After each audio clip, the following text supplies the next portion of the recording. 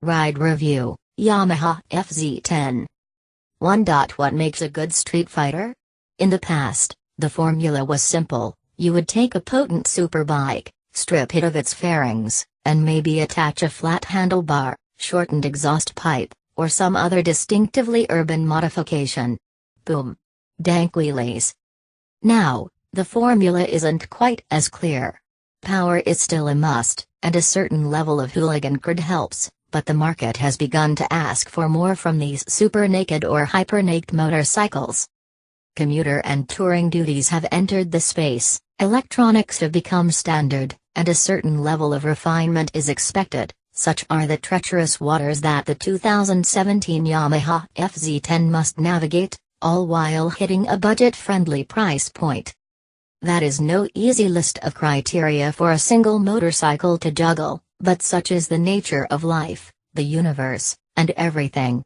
The FZ10 fancies itself up to the task though, and Yamaha has high hopes for this street fighter. Super naked. Or whatever you want to call it. 2.tl, Dr. The Yamaha FZ10 in a nutshell. The Yamaha FZ10, that's the Yamaha Mount 10, for you non-Americans, slots into Yamaha's budget-focused FZ line. But, as its neon graphics and origami lines might suggest, the Yamaha FZ10 is the obscene uncle to the more practical Yamaha FZ09 and downright affordable Yamaha FZ07. Value is the single word that best describes the 2017 Yamaha FZ10, with its $12,999 price tag commanding a fair but marginal increase over its Japanese compatriots, while offering similar features than its decidedly more pricey European counterparts. The core of the FZ10 comes from the Yamaha YZF-R1, with the chassis and basic engine layout the same between the two machines, including the much-hyped cross-plane inline four-cylinder design. 3. The most glaring issue with the Yamaha FZ10 comes from the brakes package that Iwata has chosen for its aspirational FZ model. Brake feel at the lever is incredibly soft and spongy, with ample pressure at the lever needed to bring the 462-pound machine to a halt in a reasonable stopping distance. Also, the ABS package has only one setting, on. That's right, you cannot disable the Yamaha FZ10's anti-locking brake system, you can't even tailor its settings. The only upside is that the FZ10's ABS is not a linked system, meaning that applying the front or rear brake only engages that wheel, and not also the other. When it comes to riding the Yamaha FZ10, the ride is considerably solid, thanks in large part to the R1 chassis. The throttle can be a touch snatchy, with the 3 throttle maps offering more diversity and choice than Goldilocks ever got. For most applications, we found MAPI to be the right pick for 90% of situations. 4. Like an R1, but not an R1. Like a true street fighter, the Yamaha FZ10 is based off the Iwata's superbike, the Yamaha YZF-R1. To this vein, the two bikes share the exact same chassis and swing arm with each other. However, Yamaha saw it fit to use a steel rear subframe design on the FZ10, which its engineers say is better suited for two-up riding, the addition of luggage, and a better overall sitting position for the rider. The engine design is also largely the same between the two machines, with the 998cc track-tested cross-plane inline-4 engine design still being used on the Yamaha FZ10. The bottom end of the two engines are very similar, but Yamaha did use a heavier crankshaft on the FZ10, finding the crankshaft on the YZF-R1 made the FZ10 too aggressive for street riding. This is really the only major difference from the R1 to the FZ10 below the head, however the modifications above the crankshaft abound for the Yamaha FZ10. 5. The same prudence, to an extent, can be said of the electronics package that Yamaha has adapted to the FZ10, though it truly is a shell of the techno wonder that accompanies the YZF-R1. Gone is the Yamaha YZF-R1 6-axis inertial movement unit, IMU, which allows mere mortals not only to apply full throttle while banked over with 50 degrees of lean or more, but also allows track riders to control rear wheel slides, just like their MotoGP heroes. Instead, Yamaha has made use of a more basic traction control design that features 3 active TCS levels, along with the ability to disengage the traction control completely. I will let you decide if this is 3 or 4 level traction control. The culprit here with the electronics is cost, and the fact that an AMU-controlled, high-function traction and stability control system is just not warranted for a street bike, especially one pegged at the $13,000 mark.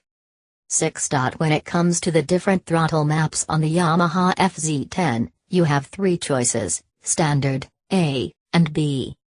Standard mode is the FZ10's touring and highway map, with its much softer, almost muted throttle response. Conversely, the B map is extremely aggressive, and harkens back to FZ10's lineage in the R1. I found this map way too aggressive for street riding that was anything less than 10/10ths pace. The B map really is better suited for the track, and even then might turn off some riders, especially when using maintenance-level amounts of throttle through a corner, or similar minimal throttle inputs. 7. Street Fighter, Super Naked, Sport Tourer, or all of the above? Riding the Yamaha FZ10 at speed really is a joy, thanks to its track-grown roots.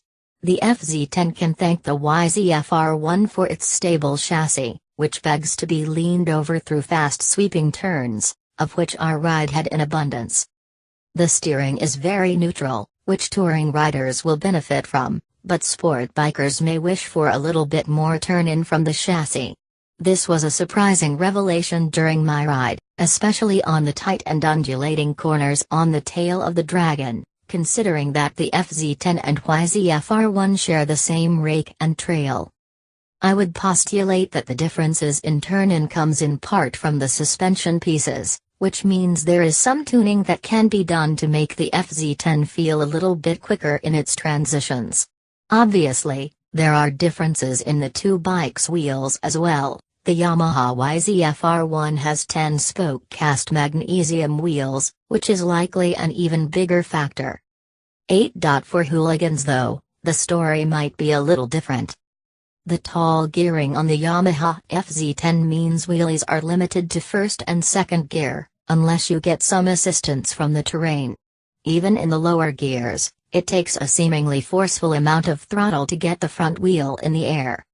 That's not to say the FZ10 is hard to loft, just harder than you think it should be for a bike with its pedigree and performance figures.